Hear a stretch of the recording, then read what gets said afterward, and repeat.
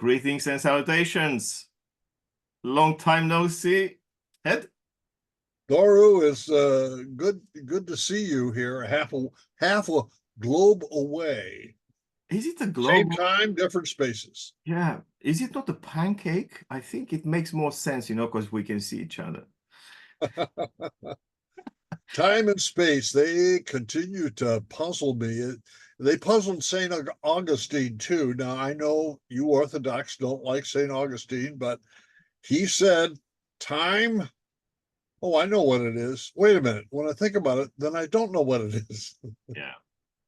I like the part in his Confessions where he, after trying to make sense of what time is, says, well, look, I'll stick to this one. In you, my heart, I measure the time. So, Oh, yes. yeah, the Right. subjective sort of Oh, channeling my. of the flux of That's right. I'm sure glad God can figure out time and eternity because it's beyond me. well, thank God. Today we are talking of a slightly easier matter. But before anything, yeah, for the viewers, this is a great honor for me, a privilege to introduce to our very tiny corner of the universe, Professor and Lutheran pastor Ted Peters. I'm certain that those who follow Ted on Patheos or any other places, social media, and so on and so forth, but also serious websites are very familiar with his personality. But for those who, for one reason or another, because they are Orthodox, for example, don't know much about Ted, I'll be just reading the little blurb he uses on Patheos, where he has this beautiful, is it a blog? It's a blog, and maybe a week or once or twice a week, I'll have a post there on Yeah. the truth and maybe some fake news from time to time. Yes, I follow you. So yeah, it's called Public Theology. Anyway, Public theology, right? yeah, that's Ted's self-introduction, which is very witty. Ted Peters directs traffic at the intersection of science, religion, and ethics. This is precious. He's an emeritus professor at the Graduate Theological Union, where he co-edits the journal Theology and Science with Robert John Russell on behalf of the Center for Theology and the Natural Sciences in Berkeley, California, USA. He authored Playing God, Genetic Determinism and Human Freedom, Routledge, 2 editions already. Science, Theology and Ethics, Ashgate, 2003.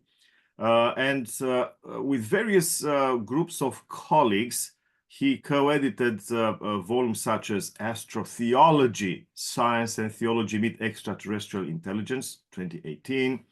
With another group, Astrobiology, Science, Ethics and Public Policy, 2021. Another group of co-editors, Religious Transhumanism and Its Critics, 2022. And his newest book is The Voice of Public Theology, where he collects articles published on the topic, of course, of public theology, and that perhaps is the best introduction into Ted's own universe, so to speak. But The Voice of Public Theology was published in a place called Australia. yeah, close to the Czech Republic and Hungary. Yeah, I see this always on all these memes, where's Australia? Somewhere in Central Europe. But we are congregating today, sisters and brothers, because Ted has a special interest in UFOs, or UAPs, as they call them, and he authored a book, UFOs, God's Chariots, Spirituality, Ancient Aliens, and Religious Yearnings in the Age of Extraterrestrials, 2014. And he has affiliations that are relevant to this discussion. He's a member of two UFO investigation organizations, Society for UAP Studies and Scientific Coalition for UAP Studies.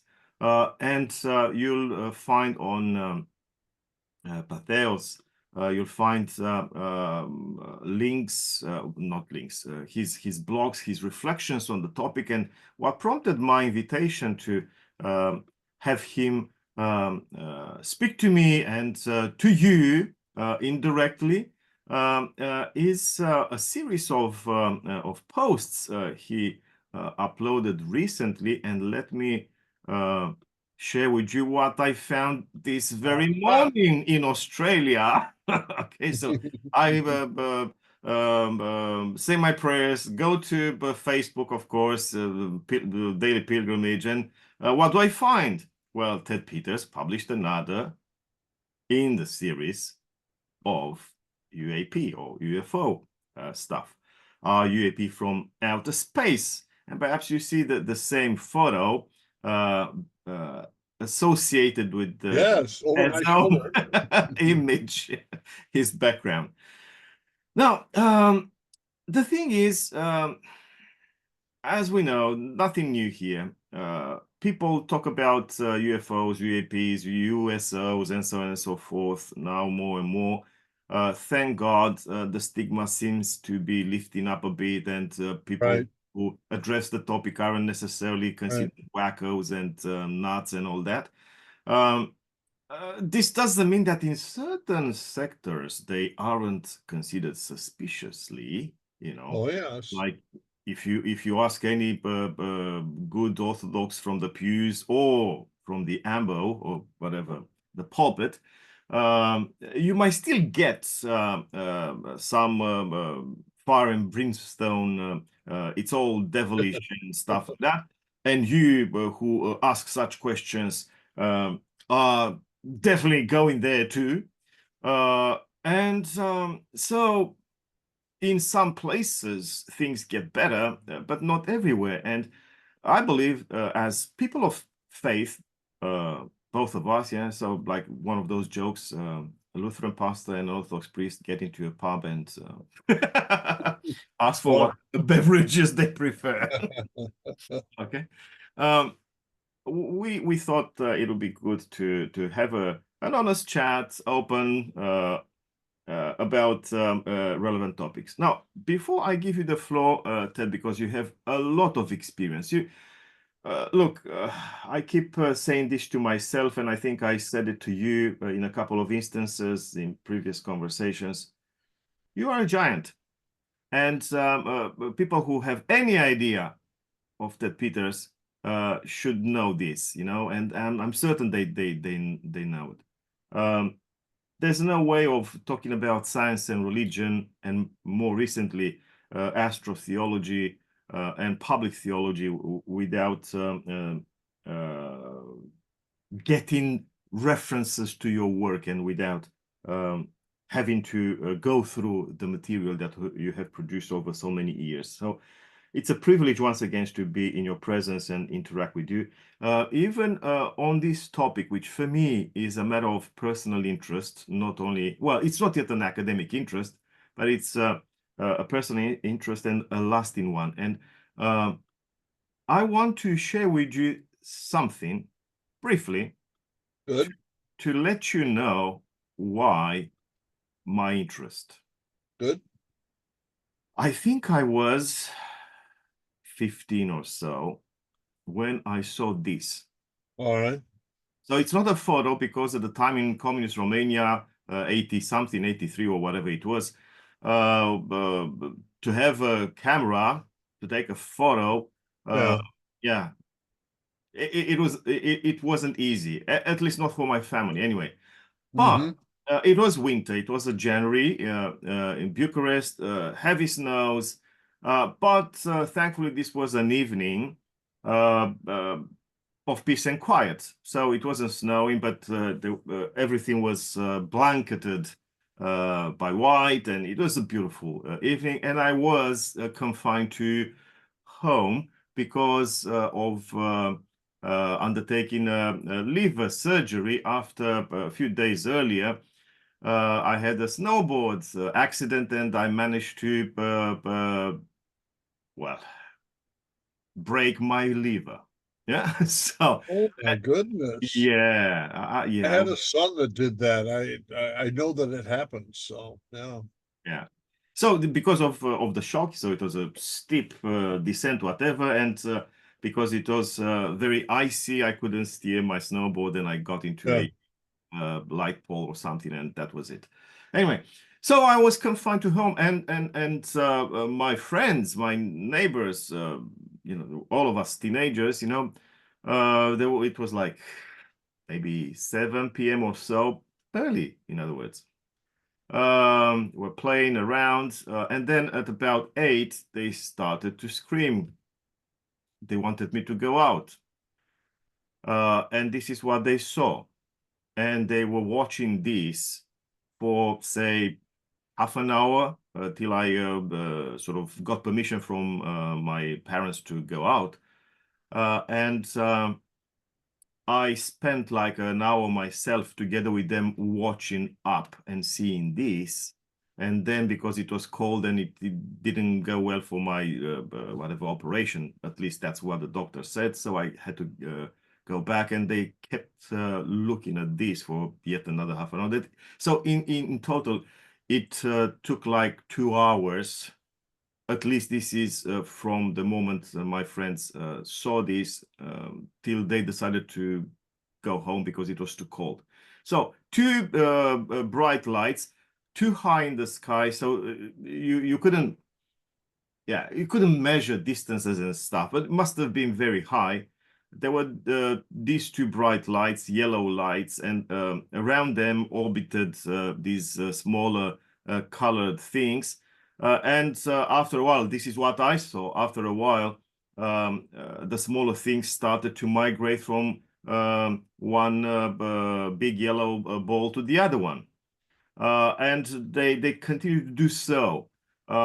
It was such a strange occurrence. I haven't seen in the Romanian press of the time or after any records, any report on this site. It was somewhere in the outskirts of Bucharest, and from time to time, I keep talking to friends from that time of my life, and at least one of them preserves the memory of the events vividly. And yeah, he still lives in Romania after he sort of traveled the world. He returned to Romania, and he looks still for reports of that night. Nothing came out, and it went unreported, unrecorded, or something. But this is a moment when I realized that it wasn't all fairy tales, because even before that, I read stuff. You know, it was in the 80s. Romania wasn't so bad. They started to translate, especially UFO stuff, from English and French. There were some Romanian authors who would be interested in the subject. And yeah, it continued as an interest for me. And for many years, as a young theologian, I didn't know how to grapple with the topic. I think now I'm better prepared, but I still want to listen to you, Ted. So, where from your interest in the topic?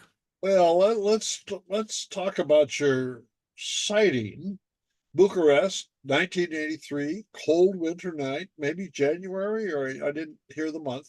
Yeah, January. And were there clouds in the sky? Do you No, remember? no All right. clouds. Crystal So clear. you were looking up? Did you have to bend your neck in order? Okay, all right.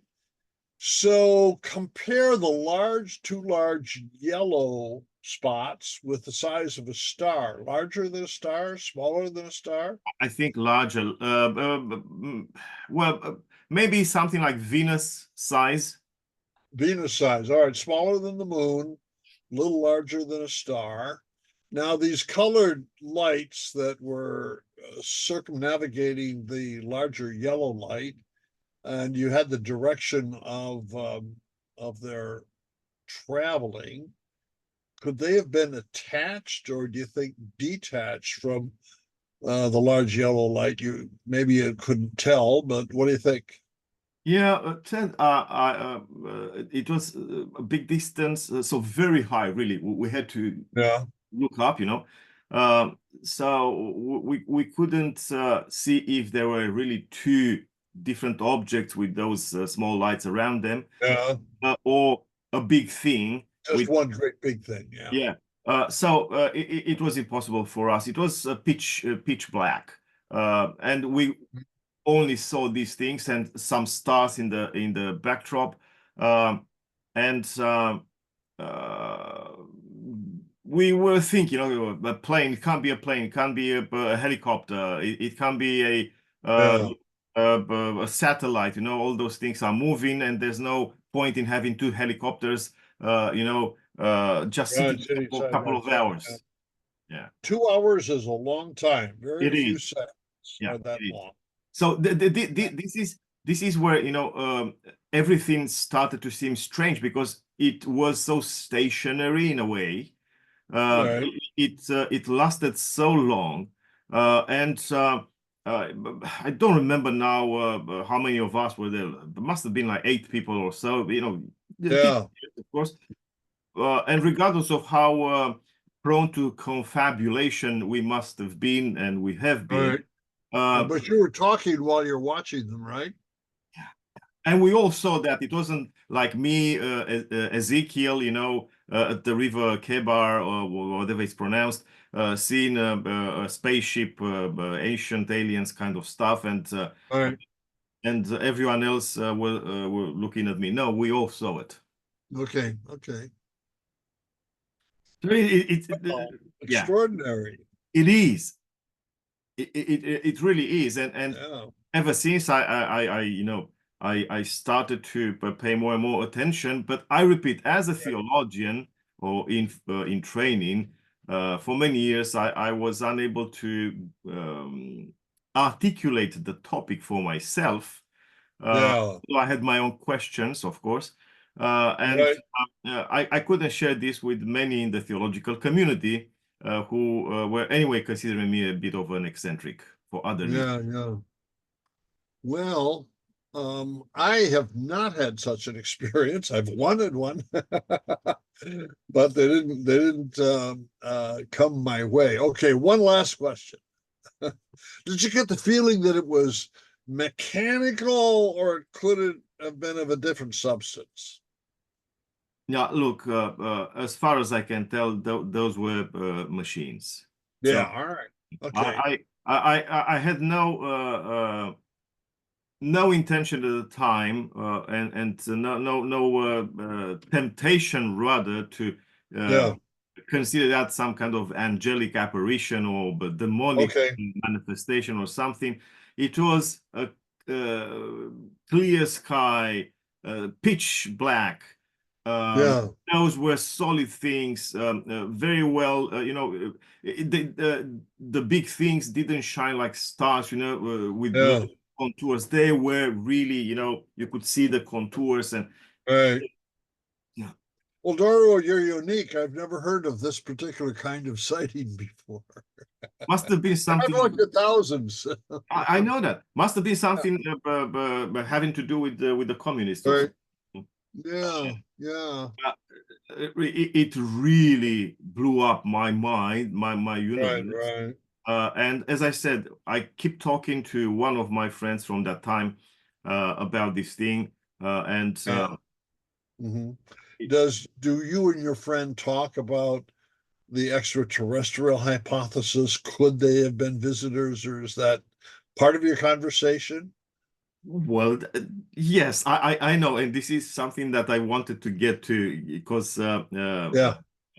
Ted's for now talking for the viewers, Ted's latest series on Patheos on UAPs, or UFOs, actually considers a number of such explanations. Right. Let me revisit that part of your latest, where you summarize the explanation. So the UAP scientific explanation, and you dealt with that one. The UAP crypto-terrestrial hypothesis, you dealt. Crypto-terrestrial, yeah. Then UAP extraterrestrial hypothesis. This is Right. your question. You dealt with that one. Then two more, the UAP ultra-terrestrial or interdimensional hypothesis, and All then right. I'm working UAP. on a post on that one coming up next week or so. Awesome. And the extratempestrial Yeah, hypothesis. there are some people who believe that UFOs are actually our own future coming back from the future to visit us in the past. How do you like that one? Yeah, look, Ted, I think going back to that site, that event, at the time, my mind was set on the extraterrestrial hypothesis. Sure, sure. Look, it can be ours. It's not Romanian, it's not Russian, maybe the Americans, maybe, but I haven't heard Well, of this kind of stuff in the 80s, whatever. So must be by definition alien. That was in right. my mind. That was the chat that I had with my friends, including with the one with whom I still talk about this matter. But now, after reading assiduously, it's like almost a biennial pilgrimage for me. Isaac Asimov's Foundation series, really, I read it like every second year. I read all the books, new and Yeah. old. Now that there's a new idea forming in my mind. Um, that's a civilization after 20,000 years of galactic civilization. Um, and most of them forgot about the Earth as the origin of humankind. Oh, Uh, and even those who might have remembered after 20,000 years of galactic civilization mm-hmm. that there was a planet of origins, they didn't know where it was. Right. And I think why not? Maybe this is possible. Right. In time, people, flying away from the cradle, forget about their origin, and then at some point they discover this way of traveling back in search for the Right. Right. origin and looking at the pitiful beginnings of their race. Yeah, as we said when we started our conversation, the whole issue of space and time and space time, our imaginations get triggered by this particular phenomena. I don't know as though projections such as time travel or interdimensionality, that is to say, multiple universes in which UFOs and aliens travel back and forth from one of the universes to the other. I don't see any of those theories adding to our scientific knowledge, even though they're wonderful for the imagination. I think with the principle of parsimony, which theory is simpler and which one requires too many ad hoc assumptions. I still think the extraterrestrial hypothesis is probably more coherent and more reasonable than some of the others. But we have our naysayers there. They say the distances are just so great. There's no way in which we can conceive of anyone traveling near the speed of light, let alone faster than the speed of light. So we have theoreticians who give us both thumbs up and thumbs down at the same time. But where the rubber hits the road is people are having experiences. You saw something, and we don't have an adequate explanation for what you saw. And you can join a club with tens of thousands of other people who have had similar but not identical kinds of experiences. I started kind of young. As I said, I never had an experience, but my mother and father used to read all the UFO books, and I would listen to them talk. And I grew up near Detroit, Michigan, in the U.S., and there was a famous contactee in the early 1950s named George Adamski, and he had claimed that he had been aboard flying saucers and talked with the aliens. And I remember the night my mother and father went downtown Detroit to hear George Adamski talk to an auditorium packed with people, and he came home and they had the new book, and I sat, listened to all that, and I was reading the book while they were there. And so I became the neighborhood expert on flying saucers. Yeah. I don't know if that was before I got to like God or not, but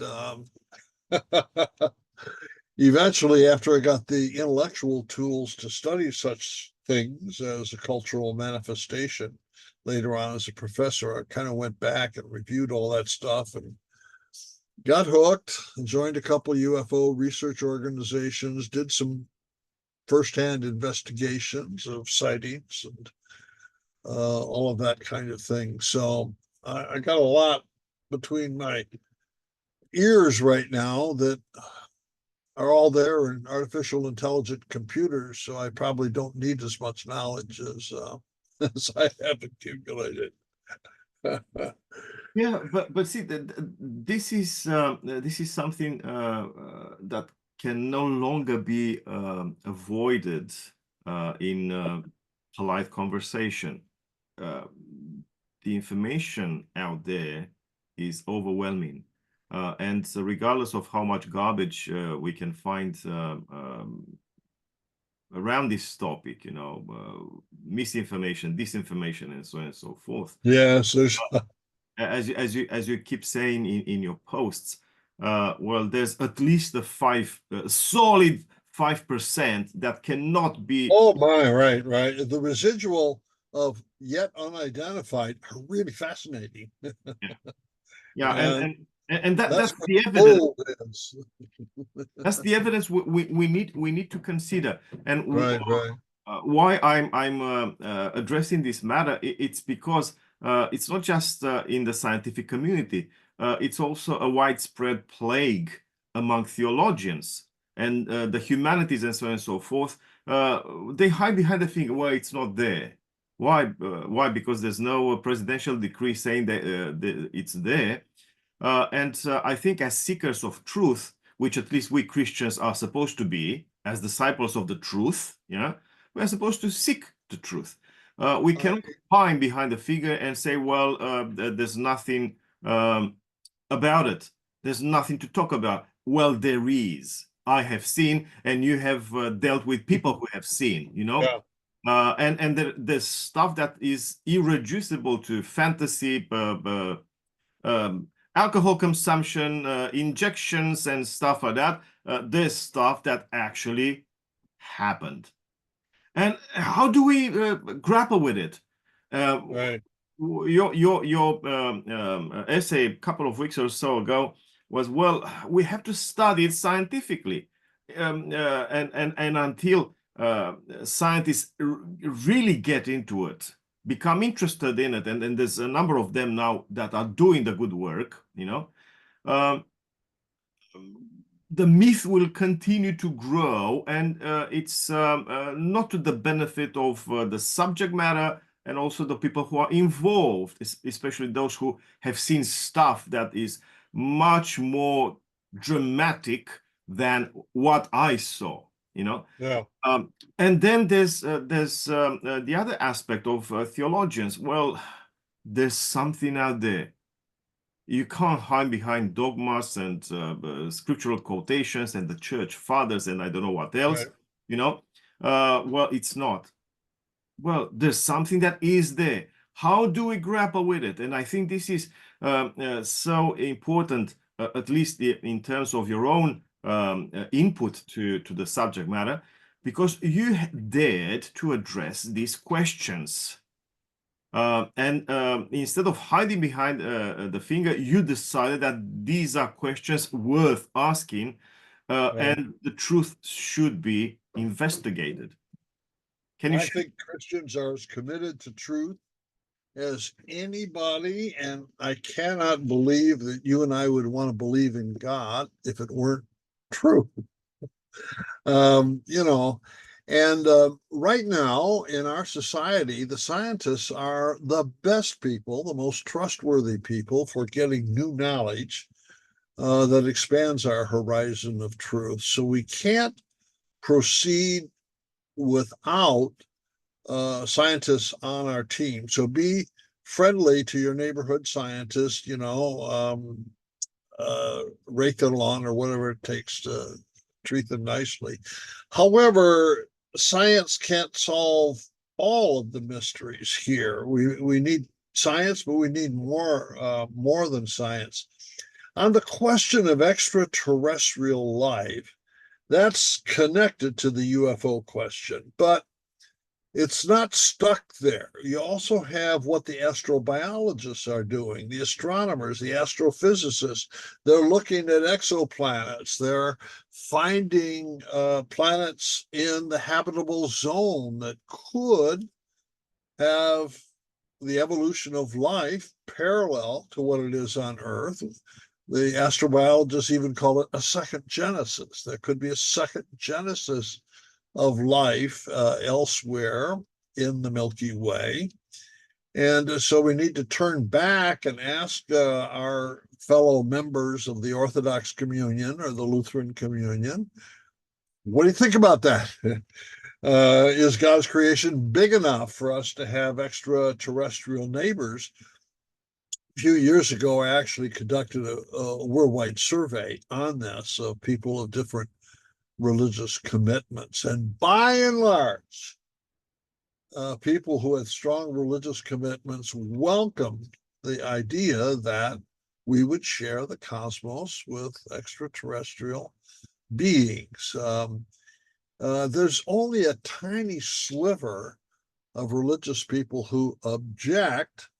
And there's some fundamentalists amongst the evangelicals. Evangelicals, by and large, by the way, are just happy to share the cosmos with ETI. But there's a small group, I think they arose in the 1970s, that wanted to call flying saucers and aliens demons. Satan put them there in order to tempt us to believe in evolution. Now, this sounds really, really cockamamie, but I'm not making this up. Oh, yeah, well, nothing surprising here. I actually met these people and have talked with them. And there is a certain logic to their position, which I could elaborate.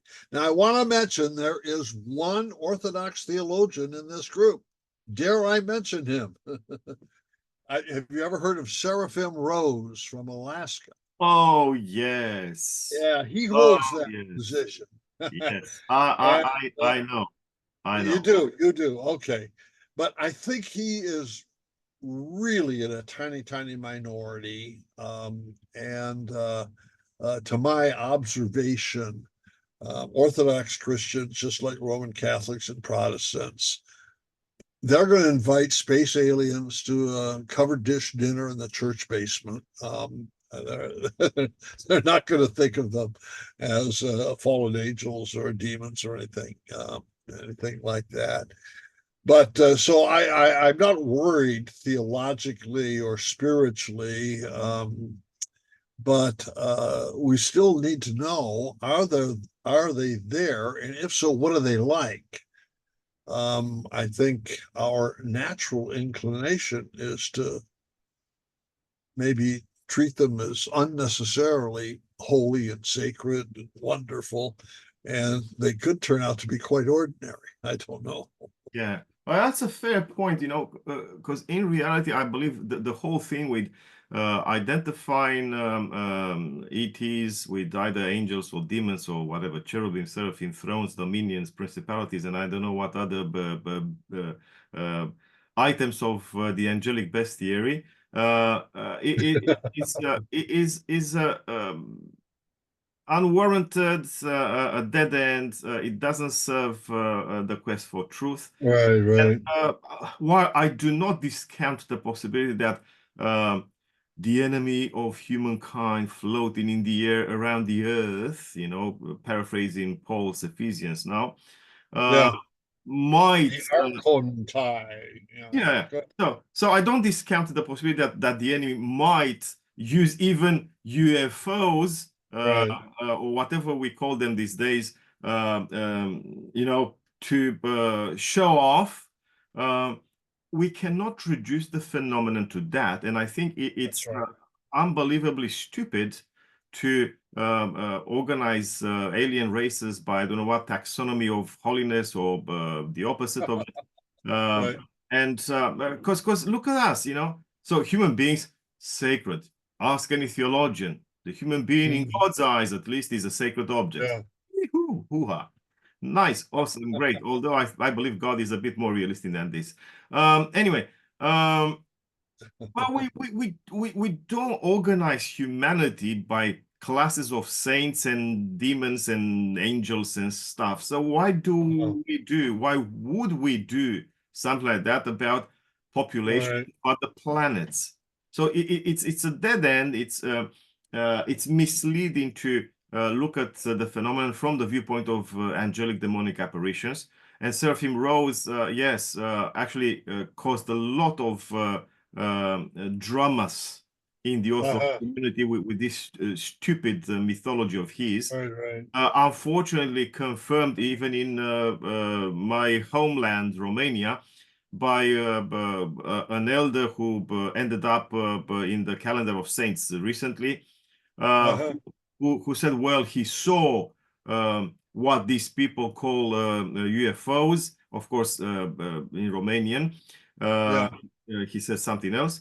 Um, and it disappeared when I did the sign of the cross. And yeah, Uh-oh. imagine Yeah. aliens running away from the sign of the cross as your garden variety demon that tempts Right, right. people sitting in the pews. And of course, this kind of discourse isn't helpful at all. As I said, Right, right. it's a matter of hiding behind the finger and misleading people, sending them back to sleep instead of Yeah. addressing the topic seriously. Right, Yes, right, as you said, on the one hand, we have to listen to those few scientists that dare to address right. the topic according to scientific methodology, but also there are voices like yours and others in the theological community or science and religion community that address the topic in all seriousness and ask the questions that most believers Mhm.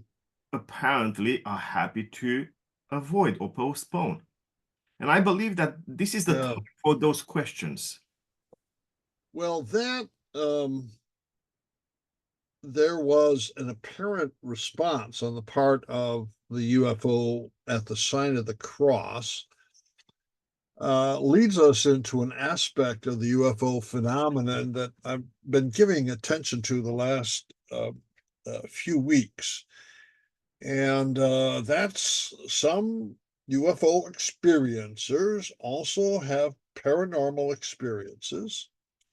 And we get some abduction accounts in which, boy, the line between the material and the spiritual world really gets blurred. And even though we want our scientists to help us, they're not very well equipped to deal with these aspects of the phenomenon. So that's why I'm kind of fishing around for some extra scientific help here. Now, let me tell you a story that I think is relevant, even though it doesn't answer any questions, but it has to do with interpretation. I like philosophical hermeneutics. How do we interpret things? So here's the story. I'm in New Orleans. I got a case. I have to go out into the bayous to a small town, the name of which I've forgotten, and two firemen have had a UFO encounter. So I get there in the evening, and the two firemen are in the home of one, and their wives are there. And in those days, I had a tape recorder, and I put it down on the table and turned it on. And I said, I'm going to record this. And now I want the facts, tell me what happened. Well, here's the story. So the two of them are in a boat. It's night. It's a rowboat with an engine on the back, and they're hunting nutria. Nutria are a kind of otter-like animal that is in the bayous, and they shoot them and they eat them and they get their fur and stuff like that. Yeah, the fur is very expensive. Oh, they are? Okay, well then maybe they were out to make a buck too. At any rate, they look up and they see a star that seems to be growing in size, and it gets bigger and bigger, and then they realize, no, this is coming right down at us. And it gets larger and larger, and it engulfs the boat in light. And even though the motor is going, the boat is not moving. It is now stationary. And the light comes down to within 75 feet. They're bathed in light, and they're suddenly paralyzed. And one of them, his name was Minas, his hair stands all on end. You hear of that, but it all stands up on end. And they start talking to each other. Hey, should we shoot it? And they have the shotguns across their laps, and they realize they're paralyzed. They can't pick it up. Their bodies are paralyzed. They can talk, they can hear, but they can't move their bodies. So they're conversing constantly with each other. And I can't remember how many minutes went by in which they were in this position. And then the light kind of went up and moved around the area, and then finally shot up into the sky and disappeared. And then they went back home. So I'm there the next day now. So I'll say, what do you think it was? Oh, it was a bright light. No, what do you think it was that was making that light? I don't know. And so they were clearly excited. They were clearly traumatized. Maybe there's an overstatement. Puzzled, disoriented, and all of that kind of thing. Well, so I wrote this all down, which is kind of routine, and went home. 2 weeks later, they asked me to come back and talk to them again, which I did. And because they were firemen, I said, "Can I bring my son, who was about 6 or 7 years old?" "Sure." Can he climb on the fire truck?" "Oh yeah, bring him along." All right. Now, when I got back 2 weeks later, the wives had gone to the library and they read all kinds of UFO books. And all the neighbors are now gathering around. Oh, the professor's coming to do an interview. So I interviewed them again. What do you think it was? Well, it was a spaceship, and it came from this planet that's more highly evolved, and it's an advanced technological civilization, and they're here to stop nuclear war on Earth. They had the whole shtick. From the wives who were reading around and talking with everybody. And then at the firehouse, which is really interesting, as my son Paul is climbing around the fire truck, Captain Pinky says, I had something very unusual happen. My grandmother, who's been dead X number of years, she was sitting on the front fender of the fire truck.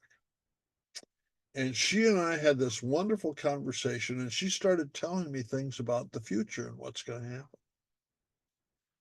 So what happened between that initial experience in which they didn't have the words? 2 weeks later, They've got a whole worldview in which Earth is being visited by extraterrestrials, and you even have a paranormal experience. That's only my observation. I can't give you an explanation, but there's something to do with the basic core experience on the one hand, and then the culture around it that gives it its meaning and its context. And I can see why some scientists, they want to get to the facts beneath all the culture, beneath all the meaning and all that stuff. But I am not sure which method is, kind of going to kind of give us truth with the capital T here. So that's where I am as a researcher. Which is so interesting, Ted. Yeah. Yeah. I mean, yeah, the initial shock, people couldn't find any explanation. Perhaps, just hypothesizing now what was in their minds. Okay, so but it was something shocking. So we have to make sense of what happened, Right. what we've seen, and they started to shop around, talk to their neighbors, talk to Right. whatever, teachers, librarians, or whatever. Oh, well, Yeah. there's a whole shelf of material Right. that might help you, and of course, the whirlpool of ideas, culture, Yeah. myth making, and so on and so forth. But what's interesting behind all this, there's that element of paranormal you mentioned, Right. one of them realized that he had a different kind of visitation, talking to someone who was dead by all intents and purposes, Yeah. who could disclose stuff about the future. Okay, so Yeah. which brings me to an aspect that should again no longer be avoided. The fact that there are some things in heaven and on earth which we, the materialists of the last 400 years or so, Yeah. Right. have grown accustomed to consider only as material, physical, full stop. Right. And we realize that the world is much more complex and there's something intangible, something invisible to any visible thing or occurrence, at least to some of them. And it doesn't surprise me that such an event that must have been really a UFO encounter by all intents and purposes Right. triggered some internal processes alongside the myth making Yeah. of the culture, UFO culture. It sort of opened up some windows, at least cracked those doors and windows Yeah. to different kind of sense perception, which is not strange at all. We know about it since whatever, Well, since I think in some humankind exists. ways, maybe Doru, an Orthodox theologian, might be slightly better prepared than a Lutheran theologian here, because even though I use the word culture to describe what the wives and everything brought to it, when Captain Pinky sees his dead grandmother, now we're in a spiritual realm of some sort. And that's not just culture. Maybe it's just culture, but I'm going to assume it's not just culture. I'm going to assume he really had the experience he reported. What do you know, if anything, about the spiritual domain that could either you're familiar with or could be an explanation for that? Is it just a time space issue, or how does the spiritual plane provide the communion of saints in the Christian language, the communion of saints, so that you could actually have an interaction with a saint of the past or a family member? I don't know. Let me just say I'm unfamiliar with this in my own tradition, yet it's not uncommon in UFO experiences for this to happen. Well, see, I believe that this is why we moderns invented the word paranormal, because for us, Yeah. normal is just visible, tangible, material stuff. Right. Right. Things that don't fit the bill of what's normal or common sense for the average citizen, believer or otherwise, is paranormal by definition. But I believe that the fact that we had to invent this word paranormal shows that normality is much more complex, has depths that we sort of chose to Yes, right. forget at times. We forgot about them, you know? That's Like right. with Asimov's 20,000 years of galactic civilization, they forgot where they were coming from, but all of Right, them right. were Oh, yeah. earthlings. Okay, so in my tradition, because you mentioned it, we are always with the dead and alive in everything we do. Uh, Right. but The icons help make that not only sense. that, I mean, those are exceptional situations when we remember certain beloved people, Right. through this kind of representation. But any regular Orthodox liturgy or Mass includes this sense of being together, praying together with those whom we otherwise call dead or consider dead or are Right. physically dead. There's no liturgy in the Orthodox tradition. There's no liturgy for the living and liturgy for the dead. It's Mm-hmm. the Yeah. same Eucharist, the same Oh, sure. Right, right. Eucharist celebrates all times and Yeah. I think even when we realize this as Orthodox, regardless of what level of reflection we are going to, um, it still gives us a sense that reality or normality is much more complex, and therefore, if we pray Yes. together, if we pray together, not only for the dead, but we pray together with the dead in the same Eucharistic, Uh-huh. um, Yeah. then it means physical reality is but a side of or a layer of Right, reality right. where many things can happen. This is why I'm to an extent upset when Orthodox believers, some of them with some notoriety, um, theologically or otherwise, dismiss the whole thing as well. It's the demon. Just make the sign of the cross and it'll Yeah. disappear, or sprinkle some holy water and it'll go away. Because I think that's even against our Orthodox ethos, our worldview. If we perform the liturgy, if we bring the Eucharist for the dead and the living together, and if we pray together, alive Uh-huh. and dead, this Right. means we are supposed to develop a kind of consciousness that traverses the barrier between visible and invisible, and live accordingly. For God's sake, we recite at every liturgy, and sometimes even for other prayers, private and public, we recite Yeah. the Creed of Nicaea, and it begins with a hermeneutic of the first line of Genesis, Mm-hmm. God made the heaven and earth, and we translate that in the Creed of Nicaea of all visible and invisible things. Oh, the visible. You're right. That's très important. Yeah, so Uh, this yeah. bombards our mind again and again with the idea that reality isn't simple, and therefore the paranormal is as normal as the normal. I no, I think that's important. It's kind of where I've been thinking the last couple of weeks. Let me ask you about reality. Just a little question.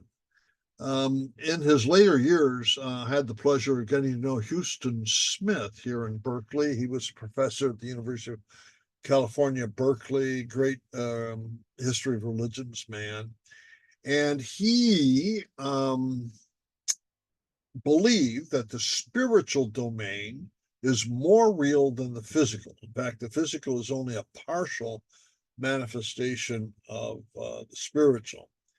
Well, what we get in some UFO abduction narratives is that the earthling who gets abducted says, my experience was of a reality that's more real than my everyday reality. And so I've been puzzling about that to figure out what that could mean. So let me ask you, in your Orthodox tradition, is it common to simply assume that the spiritual reality is more real than the physical, or are they equal plane, or do you have anything right there that could be helpful in trying to analyze someone who says, what I experienced aboard that flying saucer is more real than going to the drugstore or the grocery store.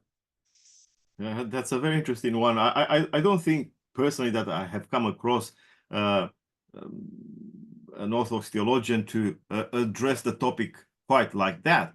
But Yeah. if I'm to connect some dots, I think there's something of a Platonist background to I'm any. happy with Plato. Yeah, same here. To anything Orthodox, including our sources. And for instance, there's a verse from Hebrews that comes back in various discourses. Um, we don't have here a stable city. We belong elsewhere. Uh, Yeah. which, of course, is more about a transition to elsewhere rather than what's more real, this side of the fence or the other side of the All right. fence. Um, Well, I like that temporal framework. Go ahead. Yeah. Yeah. But on the other hand, early Christian theologians, and that's pretty much where I'm moving uh, academically wise, more than modern Orthodox theology. In early Christianity, there's this sense, but yeah, there's this sense that the other world is at least much richer, if not more real than this one. Uh, Uh-huh. but there was a counterweight for this kind of, let's call it Platonism once again, in the Christian tradition because of the incarnation. The Oh incarnation yeah.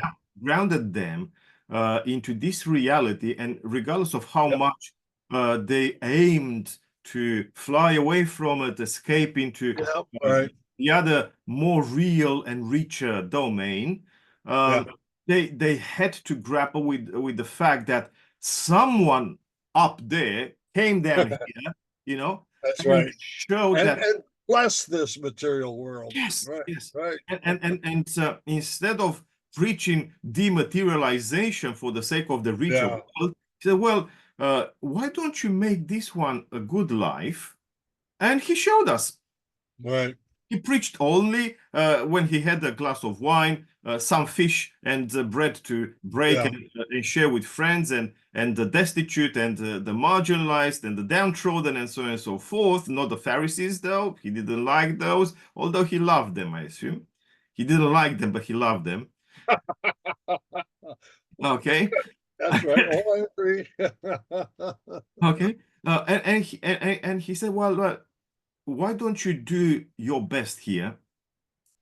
And there's promise for those mansions where Yeah. there's room for everyone who wants to get there. It doesn't. So, uh, uh, from this viewpoint, I think no Orthodox theologian would ever say that, regardless of how richer might be the other side of the fence, it's more real than this. So this is why I think this kind Yeah. of articulating the question is not quite relevant to the Orthodox. Even though, honestly, I have heard preachers, sometimes great Orthodox preachers, saying, or praising the other side as being the real Right. deal, But I assume that, yes, there's a sense that a kind of experience, call it spiritual, mystical, call it UFO experience, whatever, Yeah. opens up certain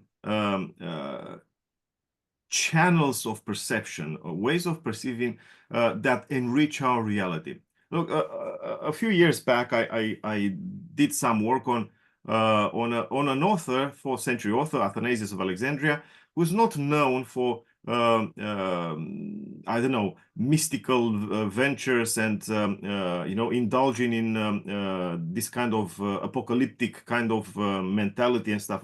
Yeah. I found there, and I looked at his works precisely because he's considered sort of your garden variety theologian, the staunch, rigid dogmatist and stuff like that, And I found in Athanasius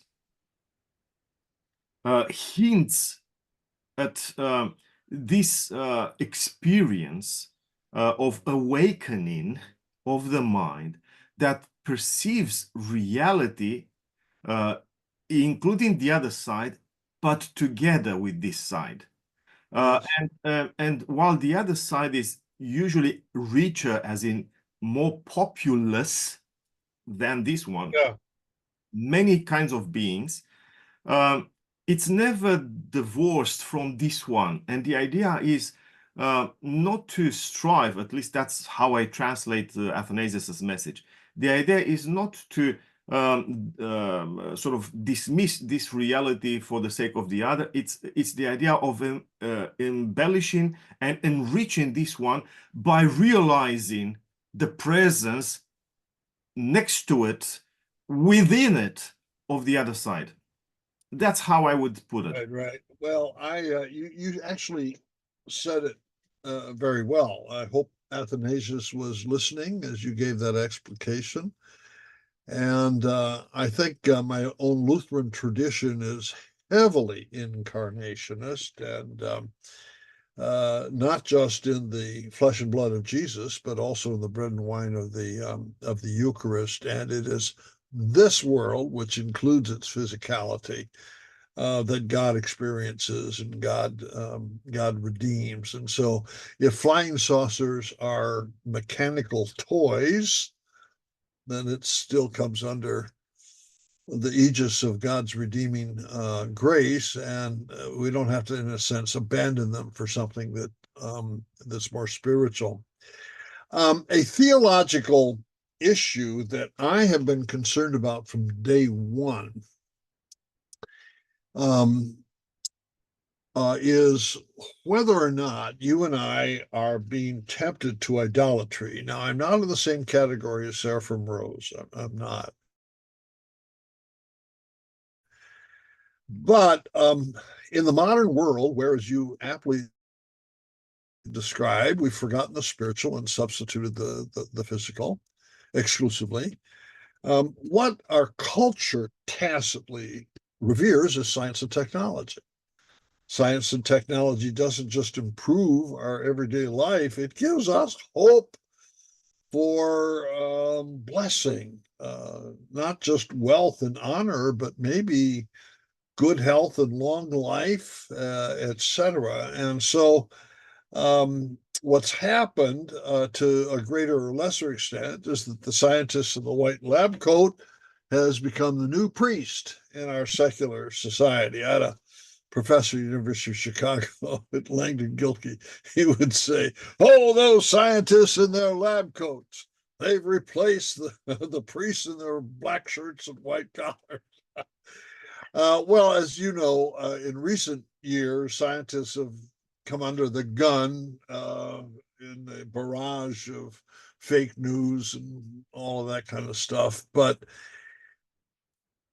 sort of tacitly and empirically, that's where the human race puts its hope. So I don't think it's any accident that what has grown up in the culture since 1947 and the UFO phenomenon is this, I call it a myth, that extraterrestrials are more highly evolved, they're more scientifically advanced, they're more technologically advanced, and they are our future, where they have, through medical science, achieved lives of 500 years. Some of the contactees report aliens telling them this, which is tantamount to immortality. Now they're coming back and they're going to deliver, like Santa Claus, all these wonderful gifts produced by science and technology. And even though they don't use religious symbols, the secular symbols seem to be saying, trust your local scientist. And if you can't trust your earthly scientist, the extraterrestrial scientist is the one who's going to finally deliver salvation. And so when I go back to my two firemen in Louisiana, I think some of that myth was built into the literature that the wives were reading, and they started to believe in all of that. And I think I think an Orthodox preacher or Lutheran preacher is still earning an honest living by saying, trust God and not any substitutes. So in some ways, science and technology is getting a heavenly blessing by being associated with these alleged spacecraft, that are coming here to save Earth from. And over the years, the two things that the aliens are going to save us from: one, nuclear war. And then in the 1980s, it shifted from nuclear war to the ecological or environmental problem. They're going to save us from environmental self-destruction. At any rate, if UFOs were a screen, what we project on them is save us through science and technology. And I think the theologian needs to point that one out. It's a fair point. And I noticed even in your latest blog, you mentioned this sort of eschatological mythos that associate with the UFO phenomenon, the idea of a kind of salvation that is no longer a gift of God. It's something we can procure and is supplied by other agencies. I think on the one hand, the phenomenon itself of projecting upon the UFO phenomenon this kind of expectation worth studying. In other words, we have consciously or otherwise the idea buried within us that we need saving, which is to return to known concepts from Mircea Eliade, the historian of religions, Romanian living in the US. I'm a devotee of Mircea Eliade, and I'm glad that you recognize him as one of your fellow countrymen. Yes, I got to meet him. I didn't actually take any courses from him, but yes, I did get to meet him. Yeah. Okay, so he in the tiny book, but so influential, The Sacred and the Profane, he actually big book. He says something that is very helpful here. Yes. What were initially or long time ago, times immemorial, whatever, were religious activities, phenomena, representations through successive stages of secularization ended up as something else. Like, for instance, today we pick up the cup and it's just, well, it's useful, but for an archaic person, to use this word, for an archaic mind, to pick up the cup and drink something was a deeply religious experience, which would connect the person with everything around, the cosmos, the fullness of life, and so on and so forth. Okay, so I think there's something similar that happened with the concept of salvation and eschatological expectations.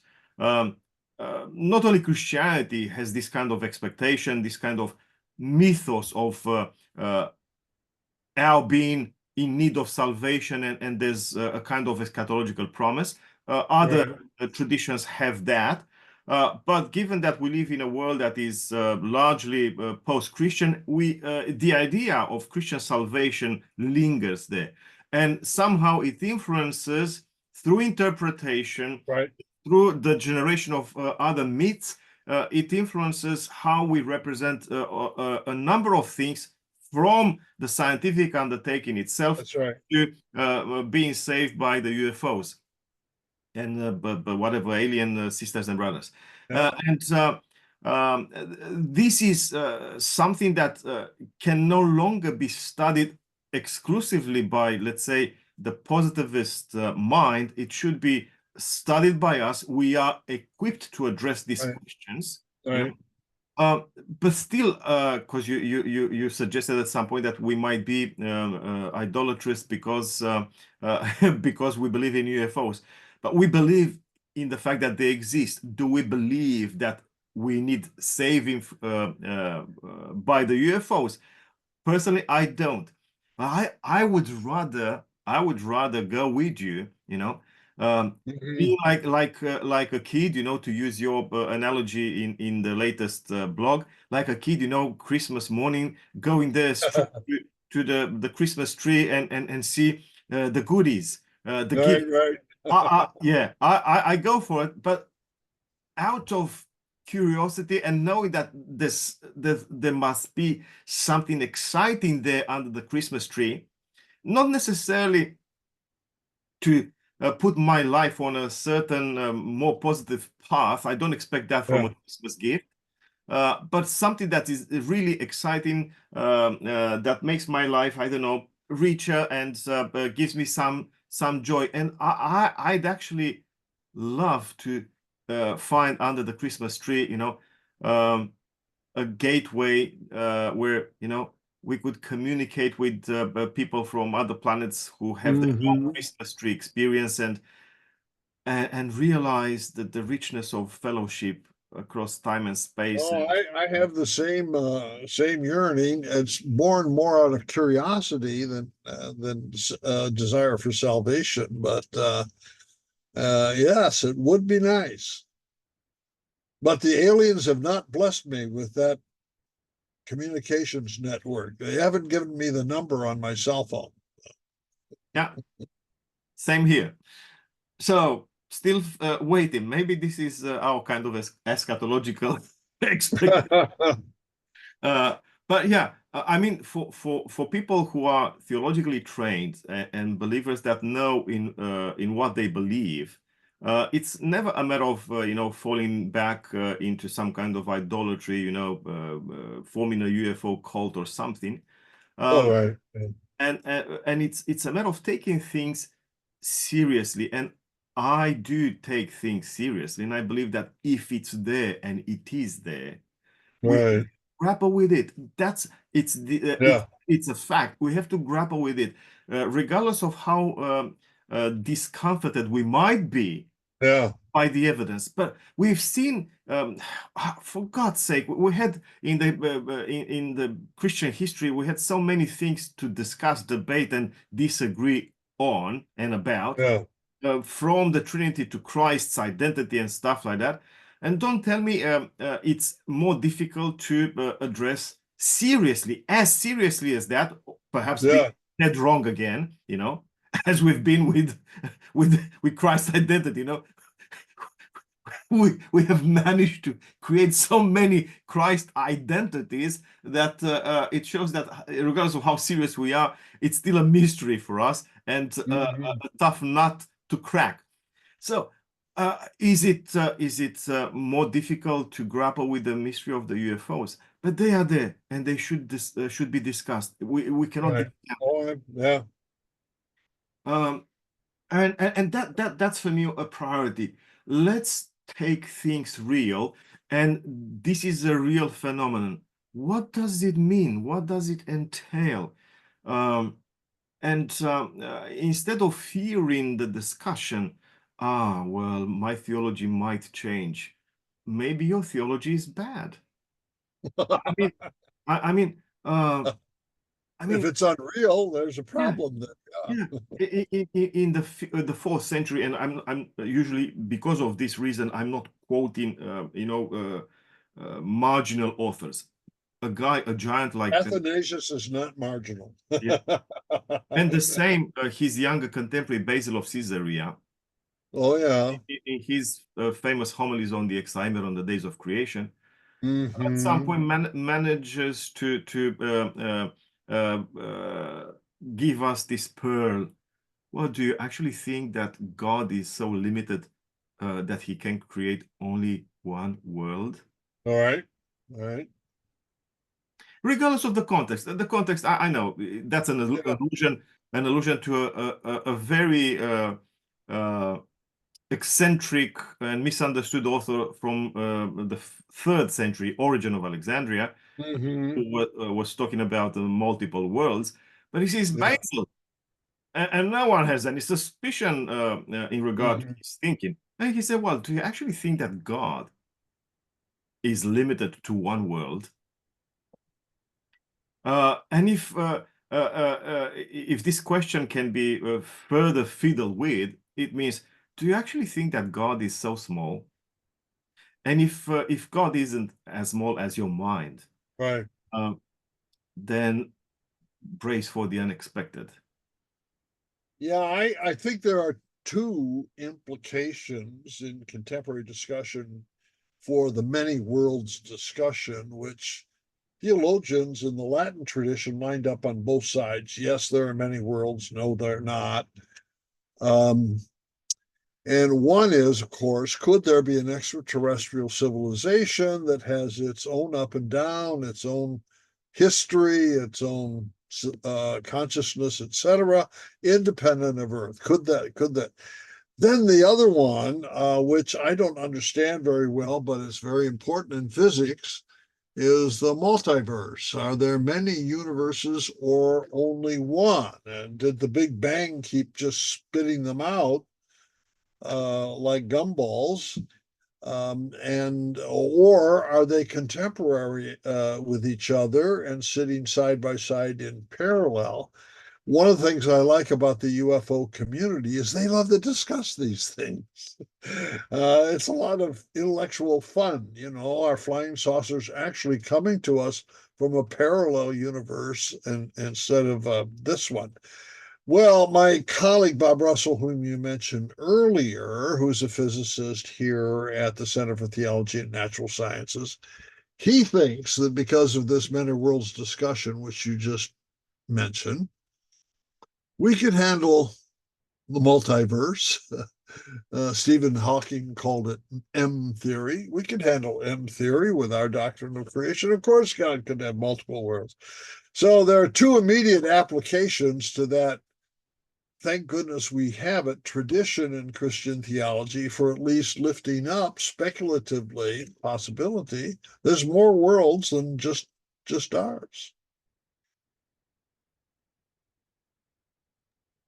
Uh, I'd like to keep going, but I know time flies for you, and it's later in the Well, day. we've covered, this world and many others. We've done a pretty good job, haven't we, Dora? And I'd love to continue this discussion, but I wouldn't want us to and at least this installment, which I hope can be a series of such conversations, All right. uh, without asking you something. I know you had in the recent years you had dealings with Orthodox uh, who sort of ventured into astrotheology or astrobiology. Uh, what's your view? What's your take? There aren't too many. There aren't too many Oh, Orthodox. there are too many. Well, I'll have to say something that I'm a little bit fuzzy on, but as long as you've asked me. My work in science and theology has really been in the Latin side of things. I'm a Lutheran, but most of the work took place with scientists at the Vatican Observatory, all relying on the Western tradition. And I would describe this tradition as kind of hard nosed, rationalist, getting ready to appreciate the empirical commitments of modern science. And you don't ever want to say anything you can't back up. Well, once in a while, we'd have a Russian Orthodox theologian join us. And I had to say, from my point of view, it's like a whole bunch of ping pong balls bouncing off all the walls. And that was even during the Soviet period. I had a hard time like connecting and et cetera. Now, more recently, I've had an opportunity to work with Alexei Nestoruk in the UK.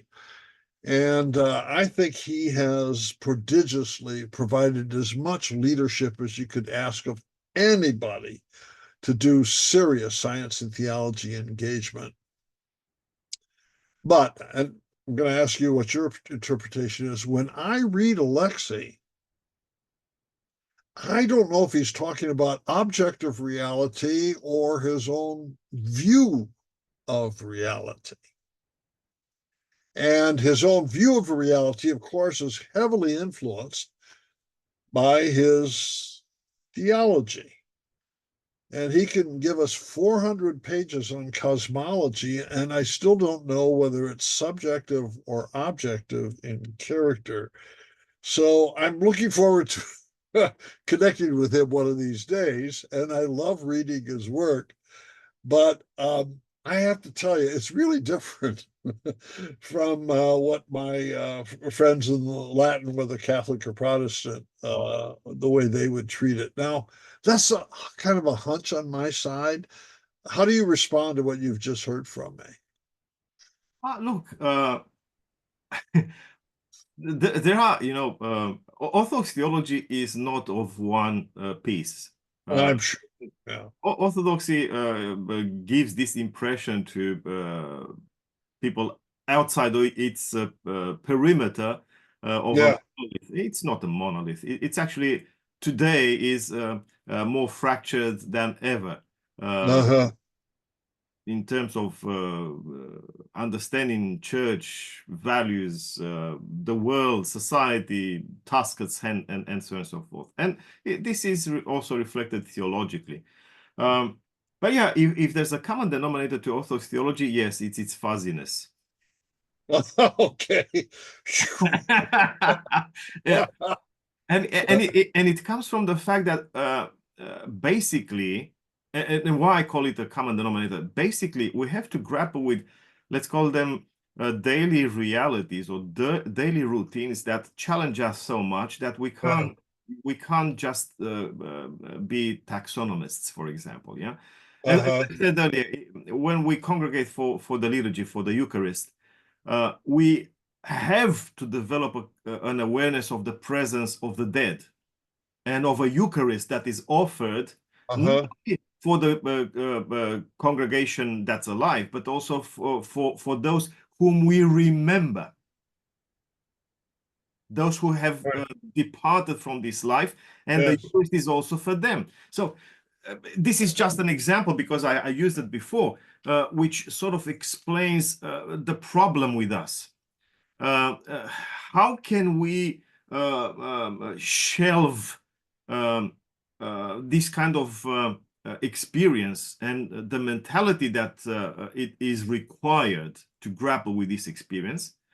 How can we put these in, in exact shelves and categories and stuff? So from this viewpoint, fundamentally, the Orthodox have a worldview that makes them perhaps a parallel universe to the Western mind. Uh-huh.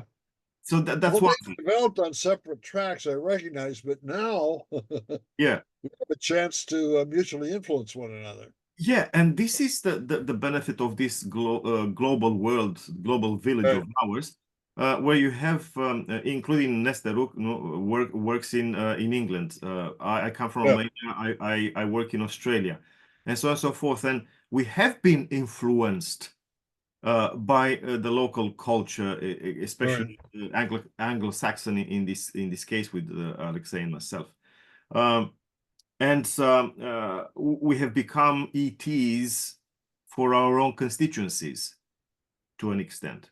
Mm-hmm. I don't know how good we have become at delivering intelligibly for your kind of audience. But Yeah. the thing is that regardless of what we do by way of reaching out to you and learning from you, and I do at least, um, there will be always something that keeps us grounded in that other fuzzy universe where things cannot be actually defined, or Yeah. ultimately they remain indefinable. And one of the things that yes, you mentioned about Alexei's work, at least in the last decade or so, he seems to be very subject oriented rather than object oriented. Mm-hmm. And his entire cosmology is actually a cosmology of the self that interprets the universe. No wonder he talks more and more about That's what I thought I hermeneutics. perceived. Yeah. Yeah. So it's Yeah. that's no longer cosmology. That's more you know, the extrapolation of the self representations Right. Right. in regard to objective reality, which is fine by me. Even recently, the booklet you see next to me here, it's Yeah. fresh, written with an atheist astrophysicist from Oh, I'm gonna have to get that, Doru. yeah, The new Copernican turn. All right. yeah, very, very catchy.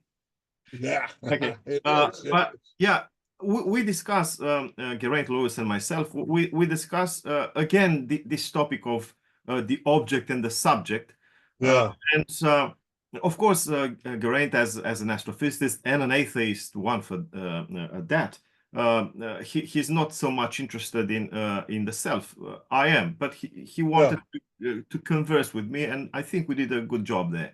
Good. Good. And from a certain viewpoint, or from this viewpoint, I sort of have a lot of sympathy for what Alexei does, at least Mhm. recently, you know, by shifting the focus from the object to the subject. Okay. So I am there. You cannot discount me. I am there. And Right. regardless of how much objectivist and quantifying is the assessment of the hard sciences, Right. they still have to grapple with my presence here. So Mhm. this is his point. And therefore, Yeah. the representations of the self about the universe matter as much as the universe itself. But yeah, in discourse, then it becomes very difficult.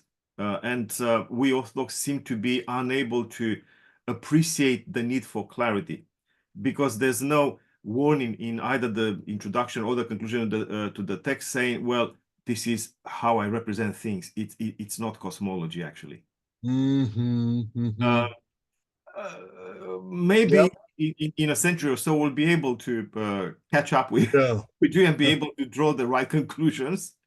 But for the time being, this is who we are, and I think it's part and parcel of who we are.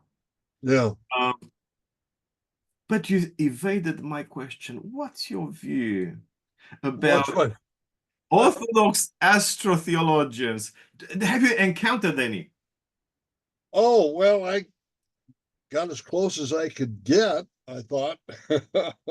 Yeah, but look, Give me some examples. Maybe I'm, yeah. not. No, I was just thinking of the fact that, for instance, you know, at some point I was supposed to co-edit with Alexei that volume uh, for science and orthodoxy around the world Yeah, on cosmology. You know, for some reason we parted ways, and I ended up doing my doing stuff. that one instead. All right. Yeah, Okay. yeah. So doing my stuff in this form, and Right. another cooperation with another astrophysicist from Macquarie University in Sydney here, Hmm. Richard de Grege, on David Bohm, which you know, the article you know, Oh, which you right, right. published it. Thank you very much. You accepted it and published it Yeah. in Theology and Science.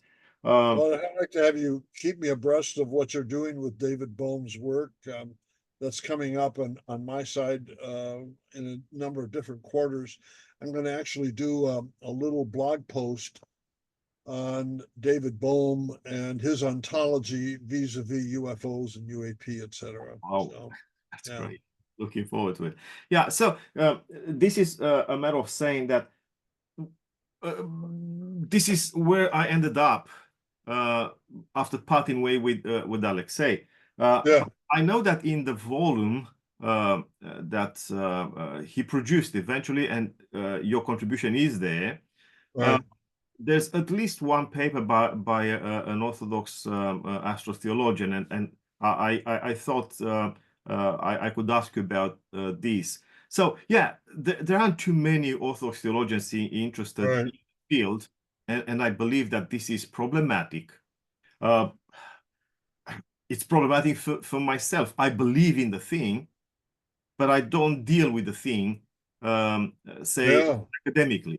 I don't address it in my work. Maybe at some point, maybe this conversation is my subconscious way of saying, well, we have to do something about it. Right, right. Well, you're out at the end of the diving board. All you need to do now is jump in. Yeah.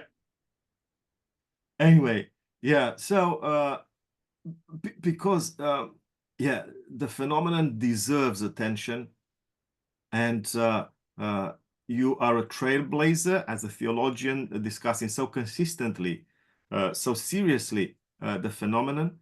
And I think it's no longer a case for us to stay away because it's not serious or Yeah, yeah, right. unreal, and we have to do something about it. So I'm grateful for this conversation. I'm grateful Well, for thank you for inviting me and getting this trans-Pacific communication network established. Yeah. I learned a lot, and thank you for your time and for sharing your wisdom and knowledge. And I do hope that we can return to All right. the topic. Okay, we'll do it. And meanwhile, I'll keep reading your posts. Well, thank you. And I'm going to track down that book you just showed me. I will. You are too kind. Thank you very much, Dad. All the best. Bye-bye.